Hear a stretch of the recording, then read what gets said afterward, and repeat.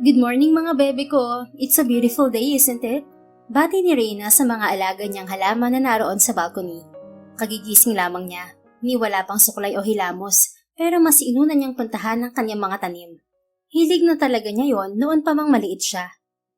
Nauuhaw na ba mga bebe ko? Sandali lang ha. Pabasta mo nang ipinulupot ni Reyna ang mahaba at kulot na buhok na hindi na malaman kung saan susuling. Bago kinuha ang lagadera sa sulok ng balcony. Pumasok siya sa loob ng bahay, diretso sa kanyang banyo at nilagyan ng tubig ang lagadera.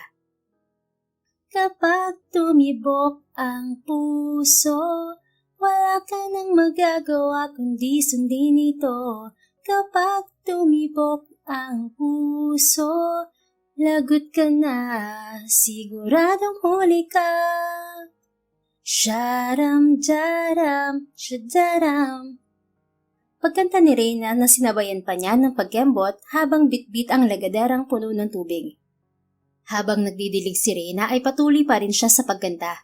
Lumuntag pa siya at itinaas ang isang kamay bago yun ikinaway sa ere. Kung may makakakita lang siguro sa kanya, baka paghinalaan siyang baliw. Baliw na maganda. Humagikhik si Reyna bago tinungo ang Dahlia na mayroon ng buko ng bulaklak. Wow naman Dahlia, mukhang nadiligan ka ng husay kagabi ha.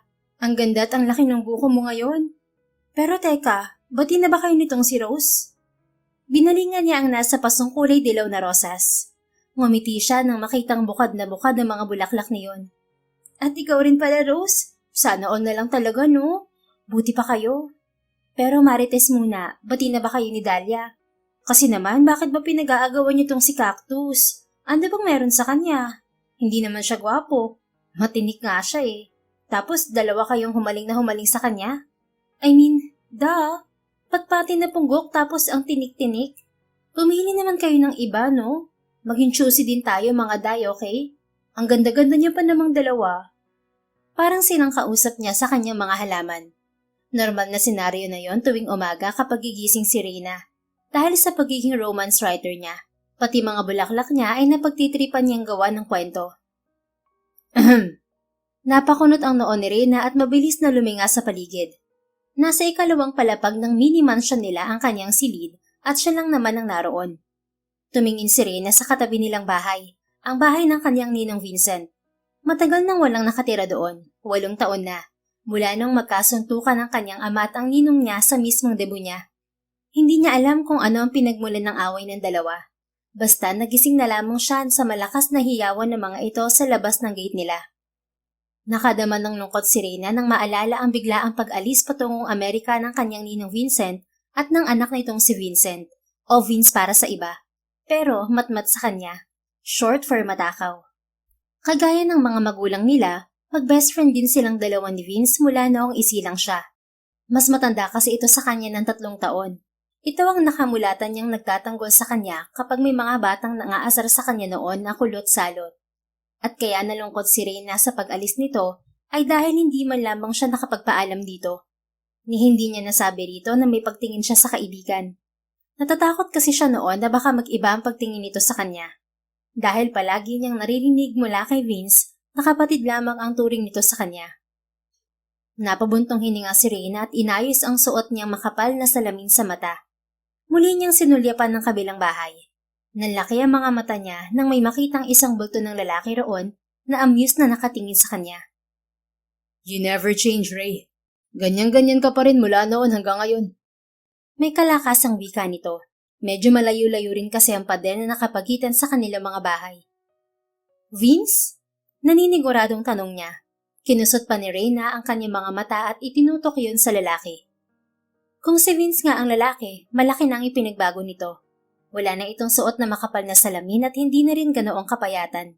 In fact, wala na ang dating itsura nito at napalitan na yon ng isang macho at gwapong-gwapong lalaki. Natiyak niyang kahit na sinong babae ay mababaliw. Lalaking sa mga nobela niya lamang madalas na ilarawan. Idagdag pang mas tumangkat itong lalo ngayon. Yes, Ray, you're one and only Matmat.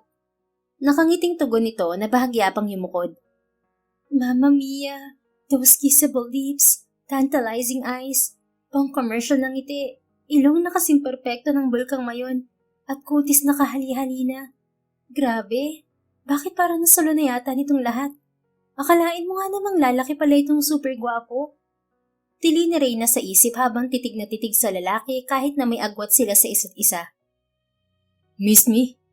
Amused na untang nito sa kanya. Tinaasan niya ito ng kilay.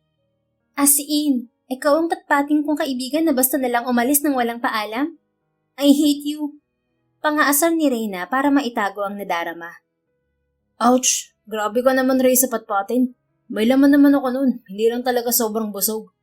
Saka sorry kung hindi ako nakapagpaalam. Alam mo naman kung ano nangyari nun, hindi ba? Bata pa tayo nun at sunod-sunuran lang ako kay Daddy. Muntik nang mapapikit si Reyna, kahit kasi ang boses nito ay lalaking-lalaki rin. Deep baritone voice. Sa nobela ko lang din niya nai-imagine eh. Bakit lahat nasa kanya na ngayon? Sorry na, Rey, okay? Kaya friends pa rin tayo. Wika pa ni Vince na nakangiti. Ewan ko sa'yo, magpaliwanag ka sa pagong. Kunuwang pagtataray ni Reyna bago mabilis na pumasok sa loob ng kanyang kwarto at sumandal sa pader. Kip-kip ang lagadera sa kumakabog na dibdib. Gosh, tunay ba talaga to? Umuwi na sila ni Ninong? Ate Reyna! Ay, matmat ka! Napaiktad siya nang makarinig ng malakas na katok mula sa pinto kasabay ng pagtawag. Ate Reyna! Ate Reyna! Muli ay malakas na tawag ng kasambahin nilang si Joyce. Naniningkit ang mga matang naglakad si Reyna patungo sa pinto at binuksan yon. Ano? Inis niyang bungad sa nakangiting si Joyce. Mukhang ang init ng ulo mo ate ah. Ang aga-aga pa kaya para riyan. Sige ka, baka magka-pimples ka. Biro nito. Chusera. Ano nga, bakit para kang bombero kung makatawag dyan? Sanay na siya sa mga ganoong pang-aasar ni Joyce at sanay na rin ito sa pagtataray niya. Matagal na kasi nila itong kasama sa bahay. Matanda lang siya rito ng 2 taon at dalagita pa lamang ito ay naroon na sa kanila kasama ang nanay nito na cook nila. Kaya nang umalis si Vince, ito ang isa sa itinuring niyang kaibigan. Sabi kasi ni Sir Lito ay sabay na kayong kumain. Parang may importante yata siyang sasabihin sa'yo. Importante? Ano naman kaya yun? Hindi ko alam. Baka dahil kay Kuya Vince. Alam mo bang dumating na sila kahapon? So, totoo ngang bumalik na ang manghiiwan na yon. Hoy ate, narito pa ako sa harap mo. Huwag mo sabihin nililipad na naman ang isip mo sa ibang mundo. Siguro kagagawa mo yan ng mga istorya. Che, diyan ka na nga. Agang-aga mapang-asar ka. Muling isinara ni Reyna ang pinto ng kanyang silid. Pagkatapos, tuloy-tuloy siyang pumasok sa banyo at ibinaba sa isang tabi ang lagadera. Malakas pa siyang napatili nang makita ang itsura sa salamin. Oh my God! Nakita ako ni Vince na ganito ang mukha. Paano? Wala nga pala akong hilamos at suklay. Inis na sinabunutan niya ang gulo-gulong buhok. Sa loob kasi ng 8 taon, umaasa pa rin talaga siyang magkikita pa silang muli ni Vince. Ewan ba niya, pero hindi niya magawang ibaling sa iba ang pagtingin niya rito. Kapag may manliligaw siya, palagi niyang kinukumpara mga ito kay Vince. Kaya ang ending, wala ka pang nagiging boyfriend ni isa. Baliw na baliw ka lang din no? Magpapakatandang dalaga ka para lang sa kanya. Hindi rin halatang patay na patay ka sa matmat mo. Mapang-uyang pangwika ni Reyna sa sarili sabay pilig ng ulo. Mukhang panibagong panimula na naman to ng pagkabaliw ko dahil sa kanya. Bakit ba kasi bumalik pa siya? Nasanay na akong wala siya eh. Ayaw mo? Sigaw ng isang tinig sa kanyang isip. Siyempre gusto. At pagkasabi niyon ay madali siyang naghubad at naligo. Nang makatapos siya ay mabilisan din ang pagkilos niya sa pagbibihis. Saka bumaba. Good morning, Dada. Masiglang bati ni Reyna sa ama na naabutan niyang nagkakape na sa harap ng 12 lamesa nila. May hawak itong dyaryo. Gustong mangiti ni Reyna. Kahit hindi na uso ang dyaryo, yun pa rin ang source ng balita para sa kanyang ama. Hindi ito sanay mag-scroll sa cellphone at doon magbasa.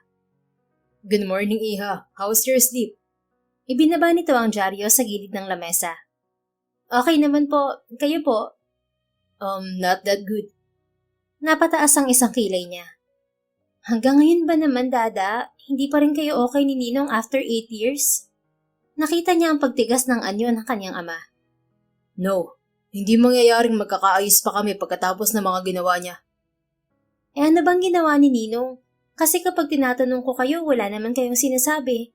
Hindi naman to tungkol sa negosyo kasi maayos naman pareho ang takbo ng mga negosyo natin, hindi ba? Ang ama niyang si Lito Sarmiento ay may-ari ng jewelry shop na may iba't ibang stall sa malalaking mall sa Pilipinas. Pag-aari naman ng ninong Vincent niya ang isa sa kilalang chain of gasoline station sa Pilipinas, ang V-Gas. Hindi niya alam kung gaano kalaki ang negosyo ng mga Arevalo sa ngayon, pero natitiyak niyang hindi na yun kagaya ng dati dahil mas sumikat pa ang gasolinahan ng mga ito sa kasalukuyan. Kahit nasa Amerika si na Vince noon, kumikita pa rin ng limpak-limpak na salapi ang business ng mga ito sa tulong ng mga pinagkakatiwalaan ng mga itong tauhan. Hindi mo na kailangan pang malaman kung ano yon, Iha. Basta ang gusto ko, wag na wag ka makikipag-usap sa kanya. Pati na kay Vince, maliwanag? Dada, hindi naman po tama yan. Ninong ko pa rin si Ninong Vincent. Kawalan naman ng respeto kung hindi ko siya babatiin kapag nakita kami sa labas. Basta. Kung ano ang sinabi ko, yun lamang ang mangyayari. Maliwanag? No, Dada. Ayaw ka madamay na naman ako sa away niyo. You already ruined my birthday before, remember? At ayaw ko masira ang inner peace ko dahil sa away niyong dalawa. Baka madamay pa ang mga akdang ginagawa ko ngayon. Away niyo yan, kaya labas ako dyan. Matigas niyang sabi. Ako pa rin ang ama mo, Reyna. Muntik nang mapataas ang isang kilay ni Reyna kung hindi niya lamang napigilan ng sarili. Baka kasi lalo lang magatungan niyo ng init ng ulo ng kanyang ama. Kumain na lang po tayo, Dada. Lalamig tong inihanda ni Nana Julia. Pag-iiba ni Reyna ng usapan, tumahimik naman ang kanyang ama.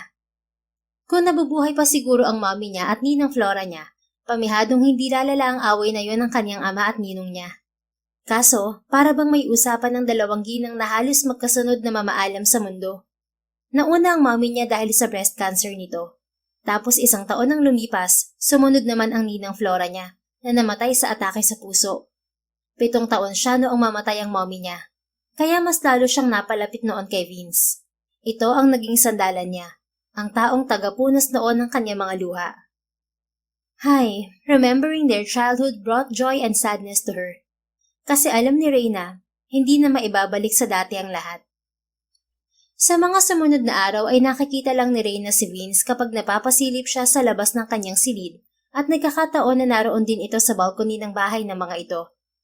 May 1 linggo nang nakabalik sa Pilipinas ang mga ito, pero tila ba mas lalong lumala ang away ng kanilang mga ama. Hindi pa sila nagkakausap ni Vince dahil bukod sa sinasadya niyang iwasan to, ay busy rin ang lalaki. Ilang beses na rin niyang nakakwentuhan ng kanyang ninong at dito niya nalaman na isa ng ganap na abogado si Vince. May law firm na raw ito sa Pilipinas na siyang pinagkakaabalahan nito. Mabilis na napasungaw sa may balcony ng silid niya si Reyna dahil sa mga boses na narinig. Kasalukuyan siyang nagsusulat at nabulabog ng malakas na komosyon na nagmumula sa ibaba. Mabilis siyang pumanaog, ni hindi na niya napagtuunan ng pansin ang itsura niya at tuloy-tuloy sa harap ng gate nila. Hindi ba sinabi ko sa'yo noon pa na hindi ka pwedeng dumaan dito? Lupa ko to kaya may karapatan akong mamili kung sinong padadaanin ko. Singhal ng kanyang dada sa ama ni Vince. Dada, Ninong Vincent, ano ba kayo? Hindi na kayo nahiya sa mga kapitbahay natin. Pumagit na si Reyna sa 2 may edad na lalaki, na parang mga panabong na manok kung maggirian. Umalis ka dyan, Reyna. Wala akong pakialam sa mga kapitbahay dahil wala naman tayong ibang kapitbahay kundi itong kaaway ko. Wika ng kanyang ama. Tabinging napangiti si Reyna. Oo nga pala, nakalimutan niya ang bagay na yon. Basta, umayos nga kayo. Ang tatanda niyo na para pa rin kayong mga bata kung mag-away. Sinong mga bata? Panabay na wika ng 2 lalaki. Napailing siya. Kayo, may iba pa ho bang nag-aaway rito bukod sa inyo? Hindi natatakot si Reyna na sumagot dahil nasa katwiran naman siya. Mahirap din kasing hayaan na lamang ang 2 sa gusto ng mga ito. May katwiran tong inaanak ko. Mabutit hindi ka sa ama mo nagmana. Hindi mo nakuha ang ugali niyang mapanglibak. Sagot ng ninong Vincent niya. Anong sinabi mo, Vicente? Umuusok ang ilong ng kanyang ama na madaling lumapit sa ninong Vincent niya. Ninong Vincent! Tili niya ng muntik nang magpang-abot ang 2 ginoo. Pigil-pigil ni Reyna ang kanyang ama sa may bewang nito. Ang kapal ng mukha mo, Arevalo. Para sabihin ko sa'yo, ikaw ang mapanghusga. Ni hindi mo muna alamin kung anong tama sa mali. Wika pa ng kanyang ama. Dada! Mas hinigpitan pa ni Rhea ang kapit sa ama. What's going on here? Mula sa kung saan ay biglang sumulpot si Vincent. Dad, Tito, Tumabi ito sa daddy nito habang nakatingin sa kanyang ama. ito kasing daddy mo. Sinabihan ko na wag siyang dadaan dito sa lupa ko, pero matigas pa yata sa asfalto ang muka. Tungayaw ng ama ni Reyna. Huminga ng malalim si Vince. Tito Lito, hindi naman po pwede ang sinasabi nyo. Sa village pa ang mga daan dito, kaya may karapatan ng lahat ng residente na gamitin ang lahat ng daanan dito. Hindi to kasama sa binili nyo. Mahinahong paliwanag nito. Hindi. Nasa tapat ko ang kalsadang to kaya akin pa rin to at may karapatan ako kung sino lamang ang taong papadaanin ko. Baluktot na katwiran ng kanyang ama. Nakaramdam naman ng pagkapahiya si Reyna sa inasta nito. Dada, ano ba? Tama si Vince. Wala kayong karapatang pagbawalan si Ninong na dumaan dito. Hindi sa atin ang kalsadang to. Kaya pwede ba ho? Pumasok na tayo sa loob. No, hindi ako matatahimik ka. Bakit ba hindi ka lamang makinig sa anak mo rito? Paiiralin mo pa ang baluktot mong katwiran. Alam mong hindi ka mananalo kay Vince dahil abogado siya. Kahit sa ang husgado mo apel ang sinasabi mo, walang papanig sa'yo. Pagtatawanan ka lang nila. Singit ng Ninong Vincent niya. Abat, talaga nangangatwiran ka pa ha, Vicente? Dada! Malakas na sigaw ni Reyna sabay hila sa ama. Siya ang pulang-pula sa inaastan nito. Hinarap niya ang ninong niya at si Vincent. Ninong, Vince, pagpasensyahan niyo na si Dada. At bakit ikaw ang humihingi ng dispensa sa kanila, Reyna? Tiningnan niya ng masama ang ama. Isang-isa pa at masasagot na talaga niya ito kahit hindi naman niya gusto. Dahil kayo ang mali, Dada. Hindi naman kasi pwede ang gusto niyong mangyari. Pero kung talagang ipipilit niyo yung mga mali niyong katwiran, ang mabuti pa ikukuha ko kayo ni Ninong ng tig-isang itak sa loob. Bahala na kayong dalawa. At malalaki ang mga hakbang na nagmarsya si Reyna papasok sa loob ng kanilang bahay. Nakasunod naman ng tingin sa kanya ang mga naiwan, lalo na si Vince. Dad, let's go home. Yayan ni Vince sa ama. Huminga ito ng malalim bago nilingon ang tito-lito niya. Pwede ba, Lito? Pag makahiya mo naman ang inaanak ko. Alam mong wala ka na sa katwiran pinipilit mo pa. Ako ang naaawa ka rin dahil sa pag-uugali mo. Anang kanyang ama bago tumalikod at naglakad patungo sa kanila. I'm so sorry, Tito, sa inasta ni Daddy. But I do hope na magkaayos na kayo. Yun naman talaga ang dahilan kaya kami umuwi. He missed his best friend, Tito. Kaya please lang magbati na kayo. Dahil pareho lang kami ni Rina ng nararamdaman. Kami nasasaktan para sa inyo. Pagkasabi niyon ay tinalikuran na ni Vince ang ama ni Rina.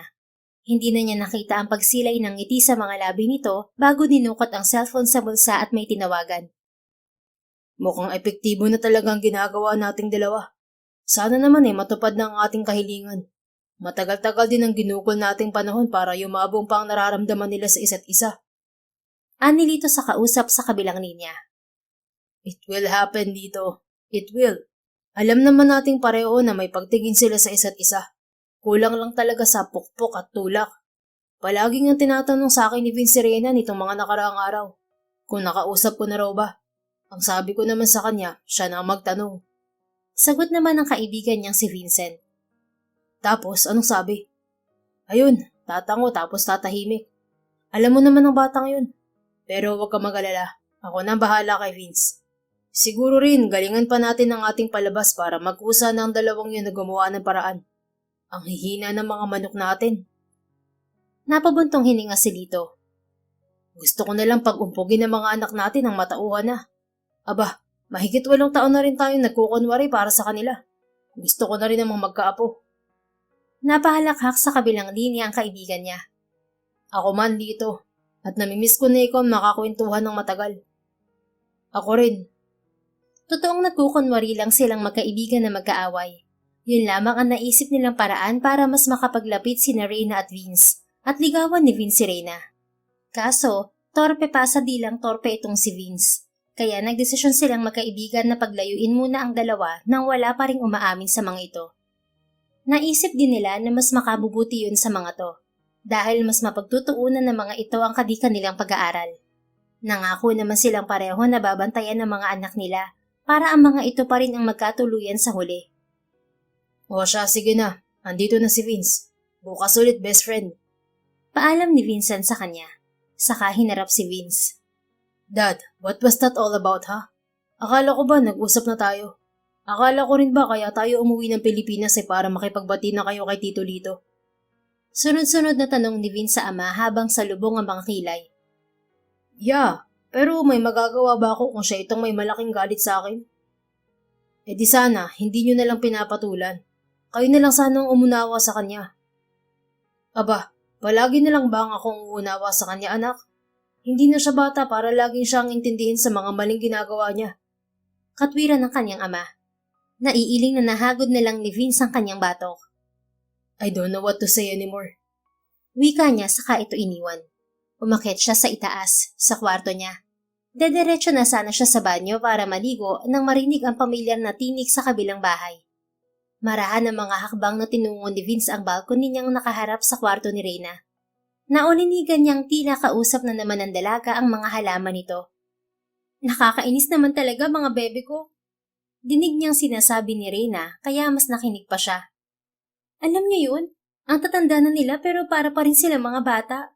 Ako tuloy ang nahihiya sa inaasta ni Dada. Ano bang pwede kong gawin mga bebe ko? Kasi alam niyo ba, mag-best friend naman talaga sila eh. As in, sanggang dikit talaga silang dalawa at halos hindi na mapaghiwalay noon. Yun din nga ang dahilan kaya halos pinagdikit nila ang mga bahay namin kahit pwede namang hindi. Ang katwiran nila noon, para daw hindi nila mamiss ang isa't isa. Tapos ngayon ganito sila, mga wala sa hulog, tumatandang paurong. Tuloy-tuloy na maktol ni Reyna habang nakatingin sa mga alaga nitong halaman.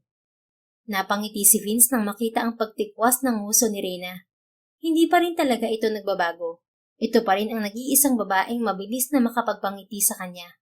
Ang nag-iisang babaeng nakakapagpatibok ng mabilis sa kanyang puso. He missed her terribly. He missed his lot-lot. Yun ang tawag niya rito dahil sa kulot nitong buhok. Matagal na niyang gusto si Reyna. Noong mga bata pa lang sila. Ang problema, natatakot siyang aminin dito ang nadarama. Hindi naman kasi biro ang pinagsamahan nila. Ikinatatakot niyang baka masira lang yon kapag lumagpas pa siya sa linya. Nangihinayang si Vince na baka tuluyang mawala ito sa tabi niya. Kaya hanggang ngayon nakatago pa rin ito sa kasulok-sulukang parte ng kanyang puso. At hindi alam ni Vince kung maaamin pa ba niya rito ang totoong nadarama. Lalo na ngayon na magkaaway ang mga magulang nila. Ano kaya sa palagay niyo mga bebe ko? I-set up ko kaya sila ng date? Tumingin si Reyna sa halamang nasa gilid nito. Anong sabi mo, Daisy? Hindi epektibo? Mag-aaway lang sila? Tumango-tango si Reyna. Oo nga, tingin ko rin nga. Hindi nakaligtas kay Vince ang paglungkot ng mukha ni Reyna. Ang bilugan nitong mga mata ay nagkalambong na parang maiiyak. Kagyat na napalingon sa kanya si Reyna. I have an idea. Anya, sumingit na sa usapan ng dalaga at mga halaman. Nawala ang lungkot sa mukha nito. Napalitan yun ng simangot. At bakit naman ako makikinig sa ideya mo, Aber? Mataray nitong tanong. Dahil hindi lang sila magbabati sa ideya kong to. Babalik pa sa dati ang lahat. What do you mean? I think it's best to talk about this over dinner. What do you think? Please just say yes. Lihim na dalangin ni Vince. Yun na ang pagkakataon niya para makausap to. Hindi kasi siya bigyan ng ama ng update tungkol sa babae. Siya na lamang daw ang magtanong mismo kay Reyna. Dinner? Ngayon? Tanong ni Reyna. Sunod-sunod na tumango si Vince. Yes, yun ay kung wala kang gagawin. Tumingin si Reyna sa loob ng silid nito, pagkaway sa ibaba. Alam niya ang ama pa rin nila ang tumatakbo sa isip nito. Okay, sige, magbibihis lang ako. Lihim na napangiti si Vince. Alright, I'll wait for you outside. Madaling pumasok sa loob ng kanyang silid si Reyna. Hindi niya mapigil ang kiligin. Yun kasi ang unang beses na niyaya siya ni Vince na kumain sa labas. Kahit pa nga ibang dahilan nito, kaya siya inaaya. Noon kasi mga teenager pa sila, palagi silang grupo kung lumabas. Date pa rin to. Anya habang pumipili ng isusuot sa kanyang closet. Ano bang maganda sa mga to? Wala ba akong bagong damit? Gosh, kailangan ko na yata ang lumabas sa lungga ko at mag-shopping. Dahil sa pagsusulat, palagi lamang naroon sa kanyang kwarto si Reyna at nakatutok ang mga mata sa kanyang desktop. Kaya nga pati social life ay wala na siya. Tinatawanan siya ng iba kasi hindi naman daw malaki ang kinikita niya sa pagsusulat. Pero hindi na lang niya pinapatulan ng mga ito. Ang mahalaga sa kanya, May napapasaya siya at nagagawa niya ang gusto niyang gawin. Kinuha niya ang isang kulay green na bestida. Hindi siya kaputian pero bagay rin naman yun sa kulay niya. Umabot hanggang sa tuhod niya ang haba niyon. Square neck ang bestida at medyo magarbo ang sleeves. Hapit yun sa katawan niya at may 2 slits na hanggang kalahati ng mga hita niya. Oh, kabog! Sexy! Pak! Umikot pa si Reyna sa harapan ng salamin. Ito na lang, favorite naman namin tong pareho. Wika pa ni Reyna sa sarili. Pero ang totoo, naging favorite niya lamang ang green kasi favorite yun ni Vince. Sharam-daram, shamdaram, kapag tumibok ang puso, wala ka nang magagawa kundi sundin ito. Sinasabayan pa ni Reyna ng pagganta ang pag-aayos niya sa sarili. Okay na. Anya nang maisuot ang kanyang contact lens. Hindi naman kasi bagay kung nakapustura siya tapos makapal na salamin ang isusuot niya sa mata. Panira lang yon ang kanyang forma. Inilugay lang ni Reyna ang kulot niyang buhok. Hindi niya rin nakalimutang isuot ang kwintas na si Vince mismo ang nagregalo noong debut niya. May initial pa nila yung 2. Perfect. Nakangiting umikot muli sa salamin si Reyna bago kinuha ang kanyang purse. Itim na 2-inch stiletto ang kanyang suot sa paa. Dagdag height na rin dahil matangkad si Vince. Baka kasi magmukha siyang nene sa height niyang 5'2" kapag tumabi rito. Umiimbay ang balakang na bumaba siya sa hagdanan. Nakita niya ang kanyang ama na prenteng nakaupo sa sala at nagkakape. Dada, lalabas lang po ako. Nakangiting nilapitan niya ang ama at hinalikan sa pisngi. May date ka ba, iha? Tanong nito, nangungunot ang noo. Parang ganun na nga, dada. At sino naman ang lalaking to? Bakit parang wala ka namang pinapakilala sa akin? Parang pulis na sunod-sunod pa rin itong tanong. Kilala niyo siya, dada. Kaso saka ko nasasabihin kung sino. Isa pa, hindi naman to kagaya ng iniisip niyo na date nga na nagliligawan. Ha? Bakit ganyan ang ayos mo? Bakit? Ano po bang ayos ko ngayon? Siyempre, magandang-maganda ka. Pero kung hindi espesyal ang taong to, huwag mong sabihin sa akin nag-iba ka ng trabaho. Nanunukot ang mga tingin ng ama ni Reyna sa kanya. Dada, mas malala pa po kayo mag-isip kaysa sa akin. Umiiling-iling si Reyna. Basta dada, aalis na ako. Behave kayo rito ha. Baka mamaya makipagsuntukan na naman kayo kay Nino. Hay nako, ipinaalala mo pang lalaking yun. Umalis ka na nga para matahimik ako kahit saglit. Sus, hindi nyo rin matitiis ang best friend nyo. Sige na po, aalis na po ako. Muling paalam ni Reyna sa ama. Isang malapad ng ngiti ang sumilay sa mga labi ng kanyang ama nang makatalikod siya. Palihim pa itong sumilip sa pinto at hinihintay ang pagsakay niya sa kotse ni Vince bago sumuntok sa hangin. Yes! Masayang wika ni Lito Sarmiento. Dinala ni Vince si Reyna sa isang restaurant na hindi naman kalayuan sa kanilang tirahan. Anong gusto mong kainin, Ray? Tanong ni Vince kay Reyna na kanina pang binabasa ang menyong nasa harapan nito. Nagangat ito ng ulo at tiningnan siya. Muntik pa siyang matulala dahil mas lalong gumanda sa paningin niya si Reyna. Lalo at suot nito ang kwintas na regalo niya. Lihim pang napangiti si Vince dahil doon. Kahit ano na lang, sagot nito. Okay. Waiter. Masiglang tawag ni Vince sa waiter na malapit sa table na kinaroroonan nila. Yes, sir. Can we have 2 boneless ribeye steak, 1 bottle of red wine, 1 serving of seafood pasta and... Tumingin siya kay Reyna. You want some juice? Tumango ito. Yes, please. Buko juice. Muling binalingan ni Vince ang waiter. 2 buko juice, 1 serving of any cake you have here. Just make sure it doesn't contain any kind of nuts. My date here is allergic to that. Also, 1 serving of leche flan, please. Tuloy-tuloy niyang wika sa nagsusulat na waiter. Hindi na niya napansin ang impit na pagtili ni Reyna habang nakatitig sa kanya at nakikinig sa kanya mga sinasabi. Is that all, sir? Tanong ng waiter. Yes. I'll just repeat your order, sir. Inulit nga ng waiter ang mga sinabi niya. Yes, that's correct. Tumatango-tangong wika ni Vince. Okay, sir. The steak will be served 20 to 30 minutes. Is that okay with you? Yes, that's fine. Pagkatapos magpaalam ng waiter ay nakangiting hinarap niya si Reyna. Ang dami mo namang in-order. Hindi ka ba kumain? Tanong nito habang kinakagat ang pang-ibabang labi. Hindi tuloy mapigilan ni Vince na pagmasdan yun. Lihim pa siyang napamura sa isip dahil apektadong-apektado siya ng ginagawa nito. Tumikhim si Vince. Ikaw nga ang tatanungin ko niyan eh. Hindi ka ba kumakain? Ako? Tiningnan ni Reyna ang sarili. Sumimangot ito nang muling tingnan siya. Bakit? Sakto naman ang katawan ko ah. Natawa siya. Yeah, pero kailangan mo pa rin magkalaman. Hindi ka rin yata lumalabas sa silid mo kaya maputla ka. Aha? Paano mo nalaman? Sumandal si Vince sa kanyang kinauupuan bago seryosong tiningnan si Reyna. How really are you, Lotlot? Lalong nagusot ang mukha nito. Wag mo nga akong tinatawag sa pangalang yan, ang tsaka. Mahinang asik nito.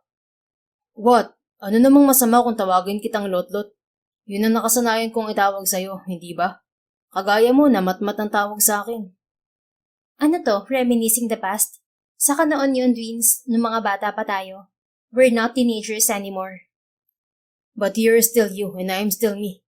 Nagkahiwalay lang tayo pero magkaibigan pa rin tayo. Ewan ko sa'yo. Inirapan siya ni Reyna bago humalukib-kip. Kung talaga magkaibigan tayo, hindi ka basta-basta aalis.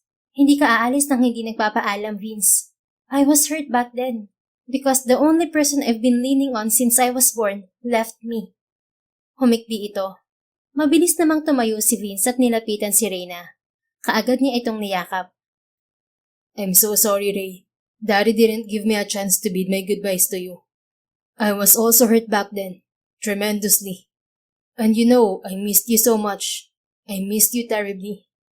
Hirap na wika niya. Hindi niya kayang nakikitang nasasaktan ng ganoon si Reyna. Mas doble ang sakit na nadarama niya. But don't you think it's best that we didn't say our goodbyes to each other? Dahil kung nagkausap tayo noon, nangako sa isa't isa ng kung ano-anong bagay, and then eventually hindi natin na-fulfill ang mga pangakong yun. Hindi ba yun ang mas masakit? Hindi sumagot si Reyna. Dinig niya ang pagsinghot-singhot nito. Pero alam niyang nauunawaan na siya ng kanyang kaibigan. Ng babaeng nakadamba na sa kanyang puso. Baka nga panahon na para wag matakot. Baka panahon na para maging totoo siya rito. Ilang sandali silang nanatili sa ganoong posisyon bago ito pinakawalan. Mabuti na lamang at hindi masyadong matao ang restaurant na pinagdalhan niya kay Reyna. He even chose the table at the far corner of the restaurant. Malayo sa karamihan. Binigyan niya ito ng tissue na madali naman itong tinanggap. I'm so sorry kung naging immature ako. Naiintindihan ko naman ang nangyari noon. Hindi ko lang talaga matanggap na bigla ka nilang umalis ng walang paalam. Wika ni Reyna nang kumawala sa kanya. Tinitigan ito ni Vince sa mga mata. I understand you enough. Mali rin naman ako. Kaya dapat siguro gawa na talaga natin ng paraan para magkaayos sina Tito at Dad. Tumango si Reyna. So, ano bang ideya ang sinasabi mo? Bumalik muna si Vince sa kanyang kinauupuan kanina. Are you willing to do anything for them? Kasi ako, willing na willing akong gawin ng lahat magkabati lang sila. Of course, yes. Desperada na rin ako. Si Ninong na lang ang tanging meron si Dada bukod sa akin. Alam ko naman na miss na niya ang best friend niya. Kagaya nating dalawa. Napangiti si Vince sa narinig. Nag-iwas naman ng tingin si Reyna. Wag mo nga akong mangiti-ngitian ng ganyan, Vince. Paingos nitong wika. What? Paano ba kitang ngitian? Basta, parang may ibig sabihin eh. Tigilan mo ako, Vince ha. Narito tayo para sa mga tatay natin. Napataas ang isang kilay ng binata. So, ano nga naisip mo? Sigurado ka ba riyan na magkakabati na sila? Tanong pa ni Reyna. Wala ka bang tiwala sa akin? Nagkibit ng mga balikat si Reyna. I don't know. Baka kasi sa halip na magkabati sila, baka mas lalo pang lumala ang lahat. No, paano naman lalala ang sitwasyon kung sasabihin natin sa kanilang magkasintahan tayo? What? Napatayong bigla si Reyna. Ang inilisan nitong upuan ay lumikha ng nakangingilong ingay na ikinangiwi ni Vince. Maging ang malakas nitong tinig ay pumuno sa buong restaurant kaya napalingon ng iilang customer sa kanila. Hey Ray, calm down. Mahinang wika ni Vince. At paano naman ako kakalma sa sinabi mo, Aber? Humalokip-kip ito at muling naupo. Look Ray, this is the best and only way na mapagbabati natin sila. We both are their only child. Kapag nalaman nilang may relasyon tayo, wala silang magagawa kundi ang magbati para sa atin. Hindi naman nila tayo kayang tiisin kung ipapakita natin sa kanila na mahal natin ang isa't isa. Oh, come on, Vince. Lumang-luma na yung dahilan mo. Ang sabihin mo para to sa pansarili mong interes. Torpe ka kasi. Kontra naman ang kabilang bahagi ng isipan ni Vince. At paano naman natin sila makukumbinsin na mahal nga natin ang isa't isa? Tanong ni Reyna. We will show them. Paano nga? Paano ba umastang magkasintahan? Namilog ang mga mata nito. You mean, we'll do a PDA? Yes, bakit? May magkasintahan bang hindi gumagawa ng PDA? Balik tanong ni Vince. Napainom si Reyna sa nakahandang tubig sa tabi nito na dinala ng waiter pagdating nila roon. Isang lagok nito ang laman ng baso bago muli siyang tiningnan. Abogado ka bang talaga? Tabinging napangiti si Vince. Bakit? Tama naman ng mga sinabi ko at nasa katwiran na. Umiling-iling si Reyna. Daig mo pa ako eh.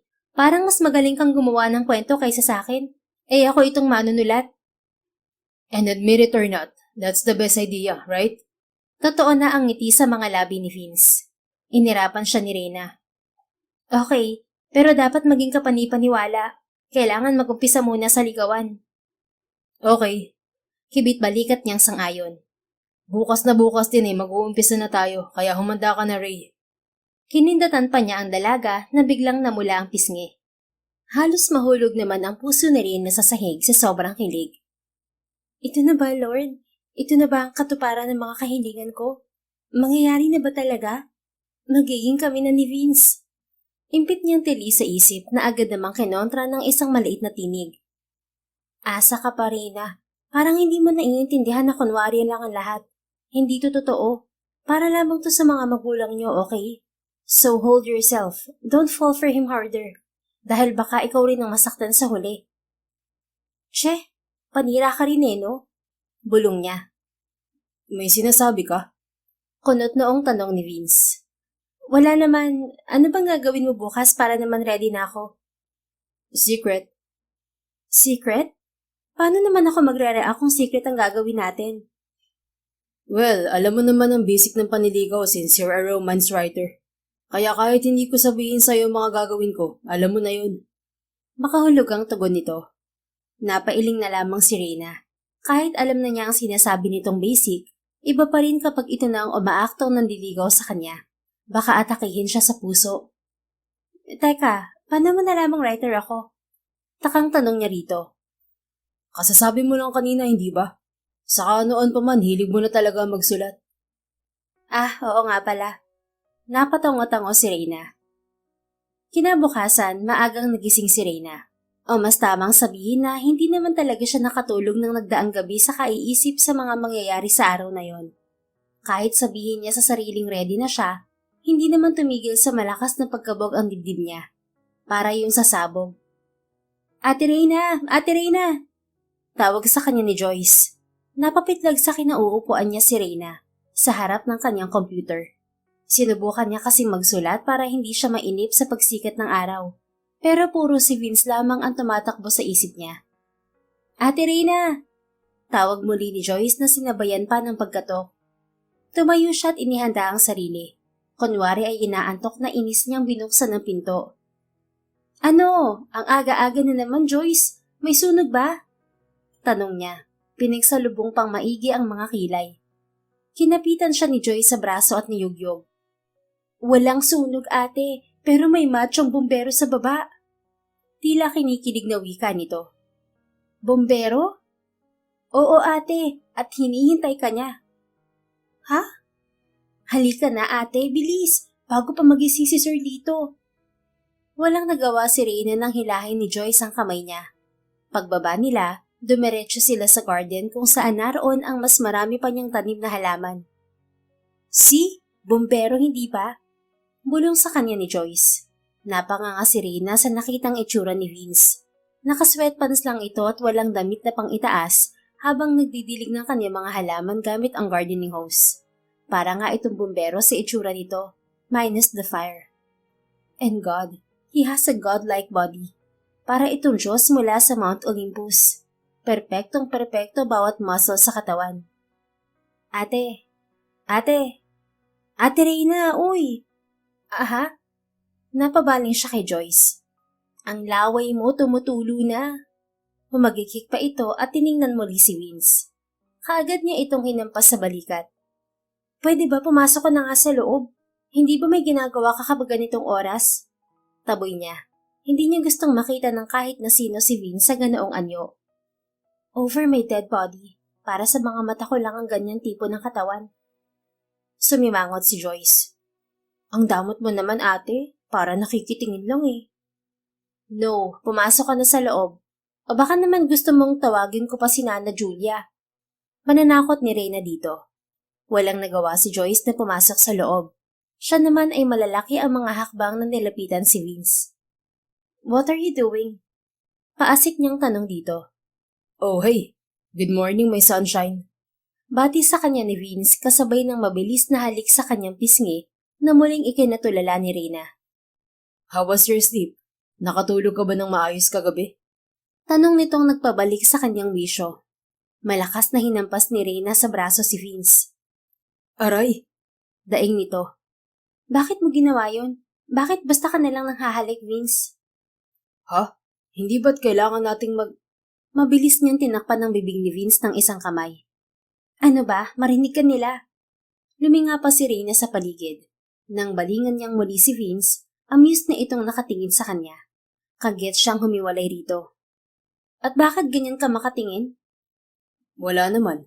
Ngayon ko lang na-realize na hindi na ikaw ang lot-lot na cute. Because you're now a grown-up woman. A gorgeous woman. Titig na titig sa mga mata niyang wika nito. Namulang magkabilang pisngi ni Reyna. Umayos ka nga. Saka bakit ba ganyan ka kung magdilig? Bakit wala kang pang itaas? Para madali kang mahulog sa akin. Ha? Muling natulala si Reyna. Just kidding. Ngumisi sa kanyang lalaki. Muli niya itong nahampas sa balikat. Ikaw talaga puro kakalokohan. Nakakainis ka ha? Bakit? Effective ba? Tanong ni Vince. Effective? Ang alin? Ito, ang pagbabandera ng katawan ko. Kinilig ka, hindi ba? Aminin mo na, Ray. Ano? In your dreams. Malakas niyang wika bago ito tinalikuran. Subalit hindi pa nakakalayo si Reyna nang maramdaman niya ang pagdampi ng malamig na tubig sa kanyang katawan. Hanggang sa mabasa ang kanyang damit. Namimilog ang mga matang nilingon niyang salarin. Vince! Malakas niyang sigaw at sinugod to. Humahalakhak namang nagtatakbo palayo si Vince. Para tuloy silang bumalik sa kanilang pagkabata. Hindi binibitiwan ni Vince ang garden hose habang hinahabol niya ito, kaya walang magawa si Reyna. Basang-basa na silang pareho habang pareho ring tumatawa ng malakas. Ngunit hindi lang sila ang masaya sa mga sandaling yon. Pati na ang kanilang mga ama na kanina pa pala sila pinanonood. Nag-enjoy ka ba? Tanong ni Vince nang ihinto nito sa harap ng kanilang bahay ang sasakyan nito. Galing sila sa panonood ng sine at masasabi niyang marami na talaga siyang na-miss na happening sa outside world.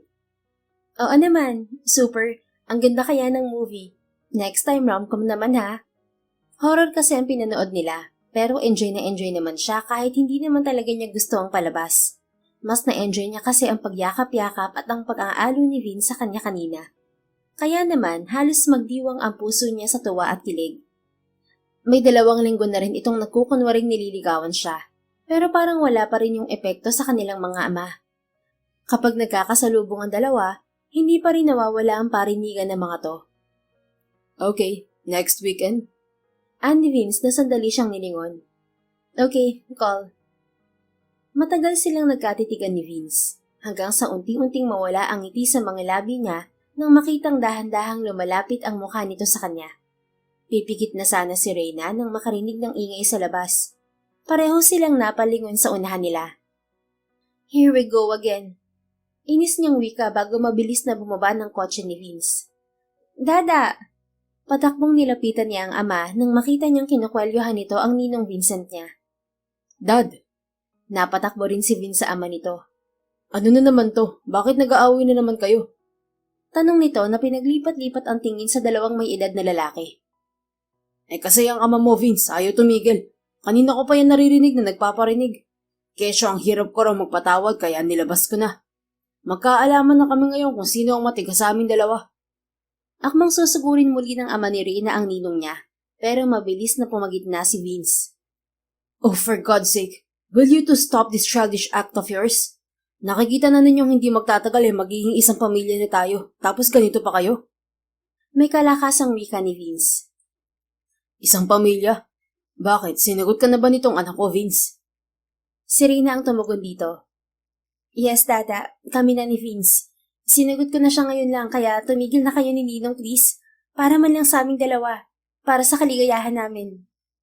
Kung yun lamang ang paraan para matigil ang dalawa sa pag-aaway ng mga ito, handa siyang magsinungaling. Mauunawaan naman siguro ng mga ito kung bakit nila yung nagawa ni Vince. Nagkatinginan ang mga ama nila, pagkaway sabay na umiling. No! Sabay na sagot ng mga Ginoo bago tumalikod sa isa't isa at pumasok sa kani-kanilang gate, diretso sa loob ng mga bahay nila. Nagkatinginan si Reyna at Vince. Hindi niya mapigilang mangilid ang mga luha, kaya madali siya nitong niyakap. Shh! Magiging maayos din ang lahat. Just trust me, okay? Anang binata habang hinahagod ang kanyang likod. Hindi sumagot si Reyna. Nananatili lang siyang nakayakap dito at dinadama ang init ng katawan ni Vince. Do you want to go out again? Tanong sa kanya ni Vince. Napaangat ang ulo niya at tiningnan to. Pwede ba? Hindi ba may pasok ka bukas? Nakangiting umili si Vince at inayos ang ilang hibla ng buhok niyang kumalat sa pisngi niya. I could adjust my time whenever I want when it comes to you. Bahagya siyang napangiti.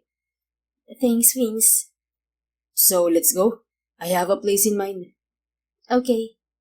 Mabilis silang umalis muli. Dinala siya ni Vince sa isang dissenting bar sa isang 5-star hotel. Is this your first time here, Ray? Tanong ni Vince nang makitang iginagala niya ang mata sa kanilang kinaroroonan. Hindi crowded ang lugar. Halatang mga miyembro lamang ang tinatanggap roon dahil may nakita siyang kaninang isang card na inilabas ni Vince at ipinakita sa gwardya sa labas bago sila tumuloy sa loob. Malamyos ang musikang pumapailan lang sa ere at hindi maharot. Wala ring dance floor kung saan madalas na may mga nagwawalwal. They were sitting on a single couch while facing each other. May isang mesa sa harapan nila kung saan nakapatong ang isang bote ng wine at ilang snacks. Yes. I don't know there's a place like this. Ang alam ko sa mga bar ay may mga sumasayaw sa gitna. Wika ni Reyna nang balingan si Vince. Natawa ito. Hindi kita dadalhin sa ganong klaseng lugar. Those kind of bars are too loud. Lahat din ng klase ng usok doon ay malalanghap mo. Baka sakit lang ng ulo ang abutin mo ron at ayoko namang iparanas yun sa'yo. Sinalinan ni Vince ang 2 kopita ng wine. Pagkatapos iniabot nito sa kanya ang isa. Thanks. Sanay namang uminom ng wine si Reyna pero hindi rin madalas. Kapag may mga party lang siyang dinadaluhan. Pero tikim-tikim lang. Let's just forget why we're here. Sabi pa ni Vince sa pagitan ng pag-inom habang nakatitig sa kanya. Tama. Madalas ka ba rito, Vince? Actually, second time ko lang. Noong una ay din nila ako ng client ko dito. Nagustuhan ko kaya sabi ko, pwede tong meeting place kapag may client meeting ako. Or ikaw, kapag gusto mo mag-relax. Kaya nagpa-member ako para easy access. Well, tama ka. Maganda nga tong meeting place. Decent kasi dito at hindi maingay. Yeah. Anyway, why don't you tell me a story, Ray? Tell me something that would make us forget our problems with our fathers. A story? What kind of story do you want to hear? A novel or a movie? Silly. I mean any story but not fictitious. A story about you. It's been 8 years na wala tayong kwentuhan. I guess marami ka nang naipon na kwento niyan. Ikaw muna kaya, ikaw tong hindi nagpaalam nun, di ba? Sandaling nag-isip si Vince bago nagsimulang magkwento. Sa simula ay seryoso nitong inilahad ang naging buhay nito sa Amerika. Hanggang sa kalaunan ay natagpuan na lang ni Reyna ang sarili na tumatawa habang nakikinig.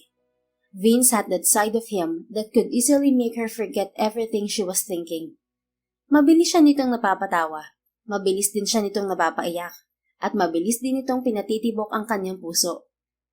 Hanggang sa lumalim ang gabi, hindi na nila namalayan na naparami na sila ng inom habang nagkukwentuhan. O mas tamang sabihin na marami na siyang nainom. I think we've had enough, Ray.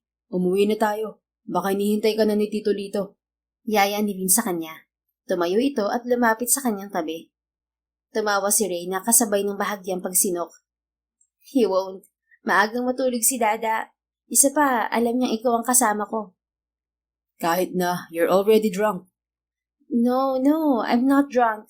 Kwentuhan pa tayo. Namiss kasi kita. Sobra. Iwinasiwas pa ni Rina ang kamay sa ere bago nilingon si Vince. Hayon na naman ang mga titig nito sa kanyang para bang magnet na humihigop sa kanya palapit dito. Lumunok si Rina. If I ask you to kiss me, will you kiss me, Vince?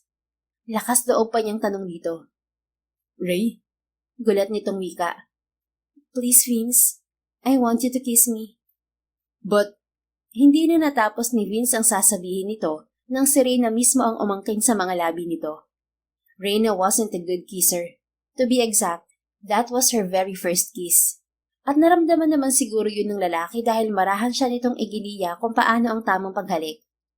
Nang maghiwalay ang mga labi nila, pareho silang sumagap ng hangin at pinuno ang kani-kanilang dibdib. I don't wanna go home, Vince. Not yet. Nausa ni Reyna, hindi pa rin inaalis ang mga tingin dito.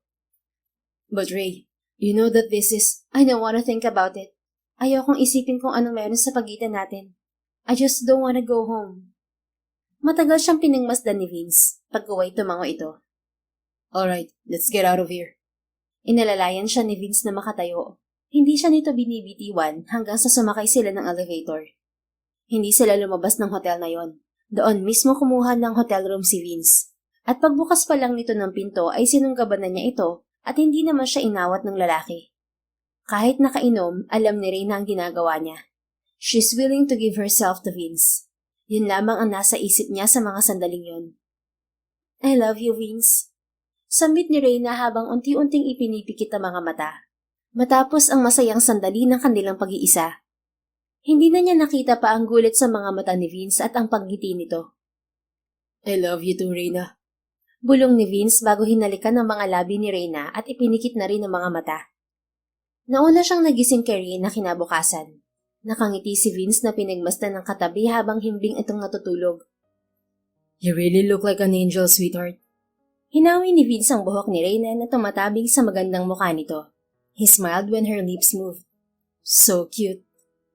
Ilang sandali pang pinagmasdan ni Vince ang katabi nang gumalaw ito at dahan-dahang imulat ang mga mata. Nangunot ang noon ni Reyna habang kinikilala ang lugar na kinaroroonan nila. Hindi pa rin ito napapansin na katabi siya nito. Nang mapabaling si Reyna sa kanya, isang malapad na ngiti ang iginawad niya rito. Good morning. Oh my God! Anong nangyari? Malakas na tili ni Reyna, kasabay ng mabilis na paghagip sa kumot at itinakip sa buong katawan nito. Hey, Ray. Oh God, this is not happening. This is not happening. This is not real. This is just a dream. I was just dreaming last night.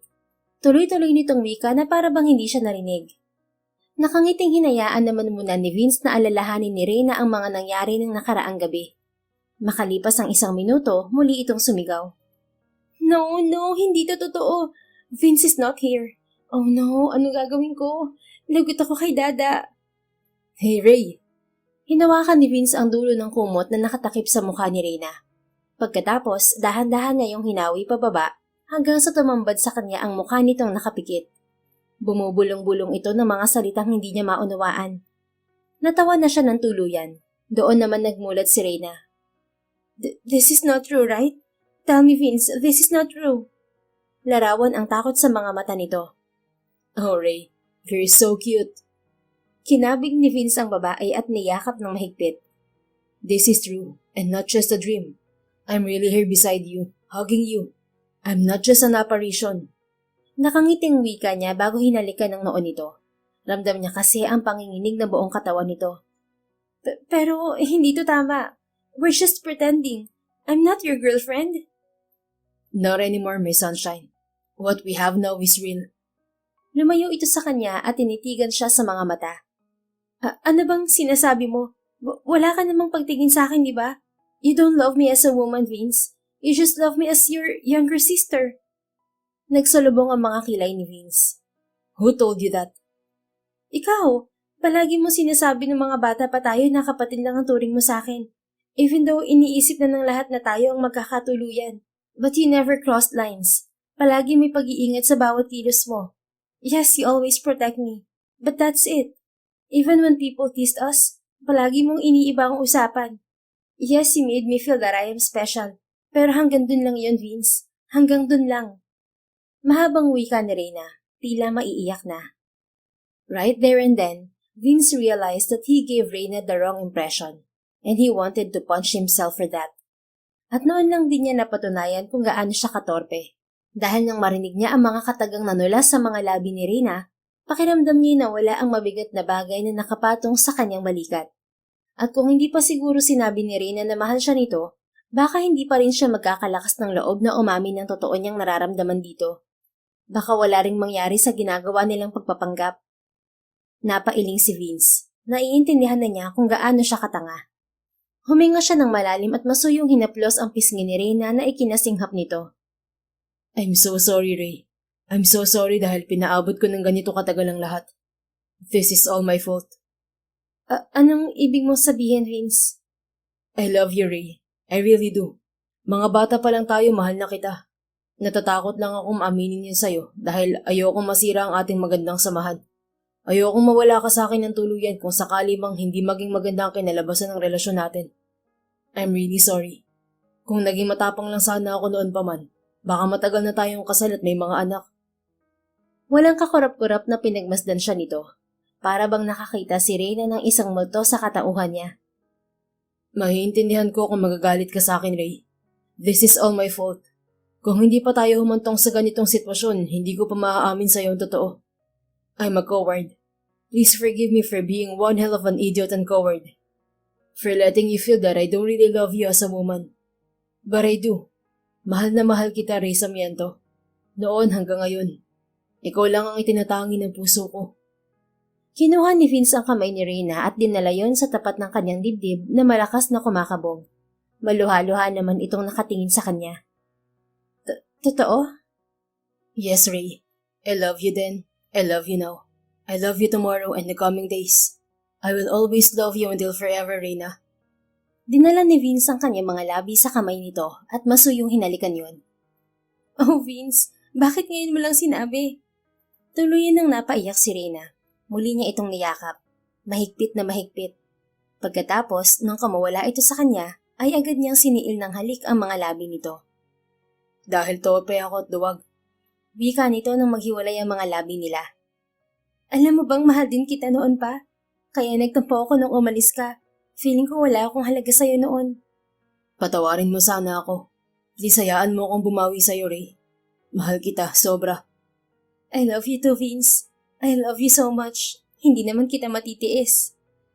I know. And thank you for loving me. Pero teka, paano si Dada at Ninong? We will talk to them. Sasabihin natin sa kanila ang totoo pag-uwi natin ngayon. Hihingin ko rin agad ang kamay mo kay Tito Lito. Ngayong may nangyari sa atin, nararapat lang na magpakasal tayo kaagad. Kasal? Gulat nitong tanong. Yes, my sunshine. We're getting married as soon as possible. Ayokong magalit ng tuluyan sa akin si Tito Lito. Paano kung hindi sila pumayag? They will. Papayag sila whether they like it or not. Kapag hindi, paano? Itatanan kita, Ray. Natawa ang dalaga. Sira. Ay kung pumayag nga sila pero hindi pa rin naman sila magkabati, paano yun? Huwag ka mag-alala, madali lang ang solusyon dyan. Nagsalubong ang mga kilay ni Reyna. Ano? Let's make them grandchildren. Pilyong tugon ni Vince. Ano? Nasisiraan ka na ba ng bait? No, at mag-uumpisa na tayo ngayon. Hindi na nakaiwas pa si Reyna nang angkining muli ni Vince ang mga labi nito. Hanggang sa maulit muli ang naganap sa kanila ng nagdaang gabi. This time, malinaw na ang lahat sa pagitan nila. Bago sila umuwi ay kumain muna sila ng brunch sa hotel. Inihanda na rin nila ang mga sasabihin sa kanilang mga tatay. At saan ka galing? Bakit hindi ka umuwi kagabi? Sunod-sunod na tanong ng ama ni Reyna habang nababa pa lamang siya ng sasakyan ni Vince sa may gate nila. Tito, it's my fault. Dada! Mabilis na dinalohan ni Reyna si Vince nang walang sabi-sabing suntukin to ng kanyang ama. Gusto mong kasuhan kita ng abduction, Vince? Alam mo ba kung gaano ako nag-alala kagabi, ha? Dada, please. Magpapaliwanag ako. Naiiyak ng wika ni Reyna at kaagad na nilapitan ang kanyang ama. Kahit sa korte pa ho tayo magpunta, hindi mangyayari ang sinasabi niyo. May consent ni Reyna ang hindi namin pag-uwi rito kagabi. At kung itatanong niyo kung may nangyari sa amin, yes, meron ho. Abat, sumusobra ka na. Hindi lang abduction ang ikakaso ko sa'yo kapag hindi mo pinakasalan ang anak ko. Kaya nga ho ako narito, tito, para magpaalam sa inyo. I want to marry your daughter. I will marry Reyna no matter what. Mahal na mahal namin ang isa't isa, kaya hindi ko na siya hahayaang makawala pa. Kahit ipakulong niyo ako, lalabanan ko kayo. At kahit hindi kayo magkasundo ni Daddy, magpapakasal pa rin kami ni Reyna. Kung kailangan namin bumukod sa inyo, lalayo kami para matahimik kayo pareho. May paninindigang wika ni Vince. Dapat lang talaga dahil malilintik dito. Ani Ninong Vincent habang palapit sa kanila. Hindi mo ba narinig ang sinabi ni Vince? Papakasalan niya si Reyna. Ano pa bang inaangal mo riyan? Dagdag pa nito. Matagal na nagkatitigan ang dalawang may edad na lalaki, habang pareho silang kinakabahan ni Vince sa anumang susunod na mangyayari. Subalit nagulat sila nang magyakap ang dalawa. Tagumpay tayo, Vincent! Tagumpay tayo! Magiging magbalain na rin tayo. Masayang wika ni Lito na ikinakunot ng mga noon ni na Vince. Oo, Lito. Sa simbahan na rin ang tuloy nila sa wakas. Wika naman ni Ninong Vincent. What's going on? What is this all about, Tito? Dad? Nalilitong tanong ni Vince sa kanilang mga ama. Malapad ang mga ngiting naghiwalay ang dalawa at hinarap sila. Okay na kami ni Lito. Bati na kami, anak. Ha? Ganun lang kadali? Kagabi lang halos magsuntukan kayo ah. Sabi naman ni Reyna na kahit masaya sa nakikita, ramdam niyang parang may mali sa nangyayari. Huminga ng malalim ang kanyang ama at nilapitan sila ni Vince.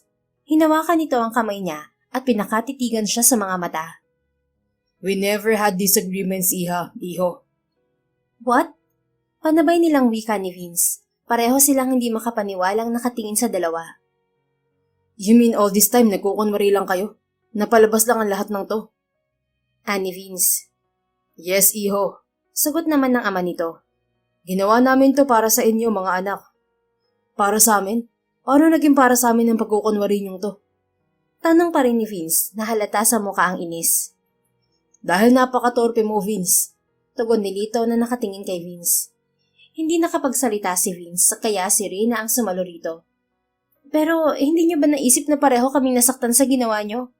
Oo at hindi agad nagawang aminin ni Vince noon ang kanyang nararamdaman para sa akin. Pero naiintindihan ko siya. Natatakot kasi siyang baka masaktan niya ako at tuluyan ako mawala sa kanya.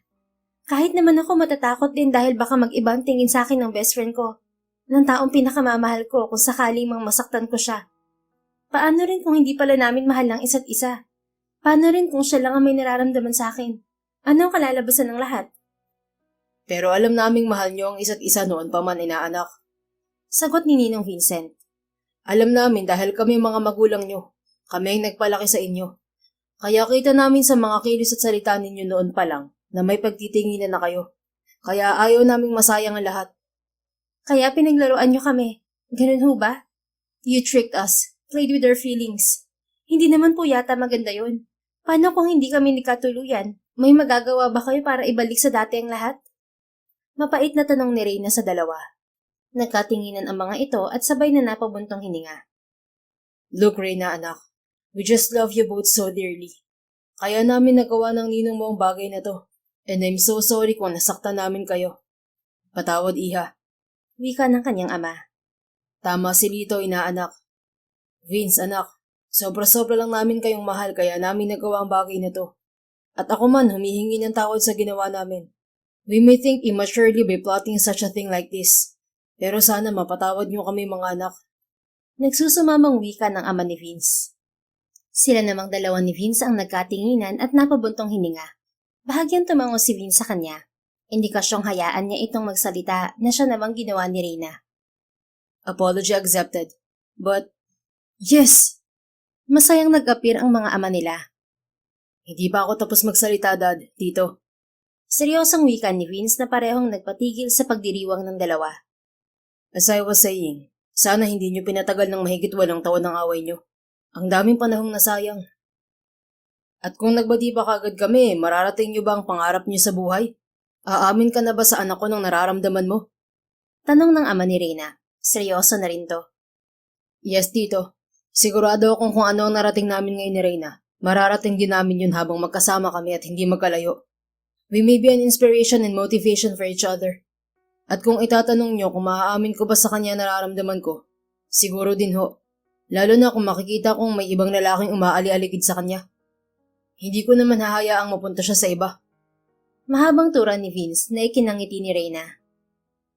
Well, kung ganon, we're sorry again anak, Reyna. Nagkamali rin talaga siguro kami ni Lito ng approach para magkalapit kayo. Siguro dapat lang kaming magtiwala sa inyo, lalo na sa'yo Vince. Pero hindi rin naman ako mapapalagay kung may aaligid na ibang bubuyog dito sa inaanak ko. Baka kung hindi ko pa makaamin-amin sa kanya, baka ako na rin gumawa ng paraan para maging kayo. Sabi ng ninong Vincent ni Reyna. Paano Vincent? Pipikutin ba? Pwede rin naman. Wika naman ng kanyang ama na nakangiti. Dada, malumani na saway ni Reyna sa ama. But anyway, narito na rin lang nga tayo. Are we really forgiven mga anak? Tiningnan silang pareho ng mga to. Ayaw naman naming ikasal na may sama kami ng loob sa inyong pareho. Kaya pinatatawad na namin kayo. Pero sana wag na ninyong uulitin. Ani Reyna. Aba, hindi na. Wala nang dahilan para mag-away kami nitong ninong mo. Unless, hindi niya ipahiram ang magiging apo namin sa akin. Tugon ng kanyang ama. Namula ang buong mukha ni Reyna. Dada talaga, puro kayo kalokohan. Nagsasabi lang ako ng totoo anak. Kaya mas maiging 2 agad ang gawin nyo, o kaya ay 3 para mas masaya. Hindi ba, Vincent? Oo nga, para palitan kami ng pag-aalaga sa apo namin. Segunda ng ninong niya. Mas lalong namula si Reyna, at nang balingan niya si Vince, natatawang naiiling naman to. Isa ka pa, inis na wika niya.